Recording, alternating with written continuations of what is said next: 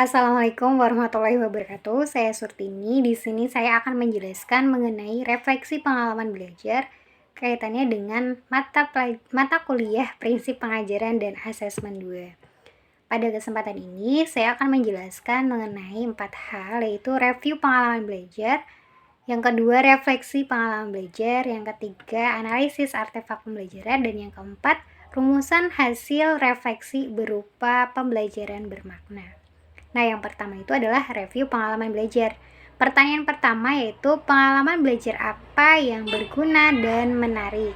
Jadi pengalaman belajar bagi saya yang berguna dan menarik itu adalah ketika saya sendiri melakukan pemetaan karakteristik pada peserta didik. Nah, hal itu saya lakukan dengan merancang asesmen awal berupa tes kognitif maupun non-kognitif.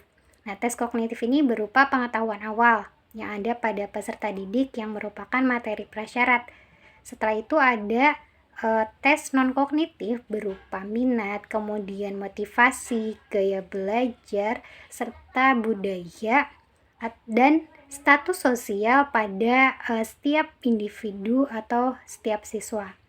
Kemudian pada topik ini juga saya belajar mengenai pembelajaran TARL yang sebelumnya juga pernah dijelaskan pada asesmen 1. Nah, pada topik ini atau pada mata kuliah ini saya belajar merancang pembelajaran dengan berdasarkan karakteristik peserta didik. Nah, dengan misalnya pembelajaran dengan kemampuan awal. Nah, saya merancang pembelajaran supaya setiap peserta didik ini dapat terpenuhi kebutuhannya berkaitan dengan pemahamannya. Nah, di sini saya juga melakukan pembelajaran teaching atau merancang pembelajaran teaching at the direct level, di mana saya sebagai guru dapat memenuhi segala kebutuhannya agar tujuan pembelajaran ini dapat tercapai dengan baik dan sesuai dengan potensi yang dimiliki oleh peserta didik. Kemudian hal menarik yang saya temui juga adalah pembelajaran berbasis budaya. Nah, dengan karakteristik peserta yang berbeda-beda, pembelajaran berbasis budaya ini juga sangat penting karena kaitan eratnya dengan peserta didik, sehingga pembelajaran yang saya berikan dapat sesuai dengan latar belakang peserta didik dan kontekstual terhadap kehidupannya, sehingga nanti pembelajarannya lebih bermakna. Kemudian pertanyaan yang kedua, pengalaman belajar apa yang berguna tetapi kurang menarik? Pertanyaan ketiga, pengalaman belajar apa yang menarik tetapi kurang berguna? Pertanyaan yang keempat adalah pengalaman belajar apa yang tidak menarik dan tidak berguna bagi konteks seorang calon guru. Nah, dari ketiga pertanyaan tersebut saya rangkum menjadi satu karena bagi saya materi yang saya temukan pada mata kuliah ini adalah hal yang menarik karena sebelumnya belum pernah saya temui dan sangat berguna bagi konteks sebagai calon seorang guru dalam merancang pembelajaran yang tentunya dapat memberikan pengaruh besar terhadap peserta didik dalam perkembangan belajarnya dan dapat memberikan pembelajaran yang bermakna. Baik, selanjutnya itu adalah refleksi pengalaman belajar. Pertanyaan yang pertama itu adalah apa yang telah terjadi. Nah, pada pembelajaran ini hal yang telah terjadi atau pengalaman belajar yang telah terjadi yaitu pada topik 1 mengenai pemahaman karakteristik peserta didik melalui asesmen awal. Nah, hal yang telah terjadi yaitu saya dapat memahami peserta didik yang beragam melalui adanya asesmen awal. Saya merancang asesmen awal sehingga dapat memetakan kebutuhan belajar peserta didik baik secara kognitif maupun non-kognitif. Nah, karakteristik belajar berupa kognitif ini berupa kemampuan awal atau kemampuan prasyarat yang dimiliki oleh peserta didik, sehingga sebagai guru tentunya kita dapat memberikan bantuan ataupun arahan kepada peserta didik dalam mengembangkan potensinya. Kemudian kemampuan non-kognitif berupa gaya belajar, kemudian latar belakang, suku, budaya, dan status sosial pada peserta didik. Sehingga nanti ketika ada pembelajaran atau merancang pembelajaran, kita sebagai guru dapat menjadikan karakteristik tersebut sebagai acuan dalam melaksanakan pembelajaran. Yang kedua itu topik 2, yaitu mengenai pendekatan teaching at the right level atau TARL pada perencanaan pengajaran dan asesmen. Nah, pada topik 2 ini saya belajar merancang pembelajaran yang dapat memfasilitasi perbedaan sesuai dengan level belajarnya. Nah, setelah topik pertama kita melakukan pemetaan melalui asesmen awal, kemudian kita merancang pembelajaran sesuai dengan karakteristik yang kita pilih tadi, bisa berkenaan dengan kemampuan awalnya atau misalnya gaya belajarnya, status sosialnya yang kemudian dapat kita pilih dalam pembelajaran sebagai landasan. Yang kemudian nanti kita dapat memilih aspek pembelajaran berdiferensiasi, yaitu dalam konten aspek produknya ataupun misalnya dalam kontennya atau prosesnya, bahkan lingkungan belajar. Nah, sehingga nanti pembelajarannya sesuai dengan kebutuhan dan karakteristik peserta didik. Kemudian topik yang ketiga itu adalah pendekatan culturally responsive teaching atau CRT.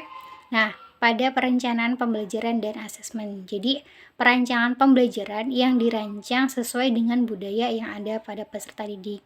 Nah, melalui asesmen awal, kita juga mengetahui budaya yang ada pada peserta didik, sehingga kita dapat merancang pembelajaran sesuai dengan latar belakang mereka, sehingga pembelajaran tuh lebih kontekstual dan lebih dekat kepada peserta didik. Kedua, mengapa hal tersebut terjadi? Nah, pengetahuan dalam pengembangan perencanaan pembelajaran itu dapat mengakomodasi kebutuhan peserta didik.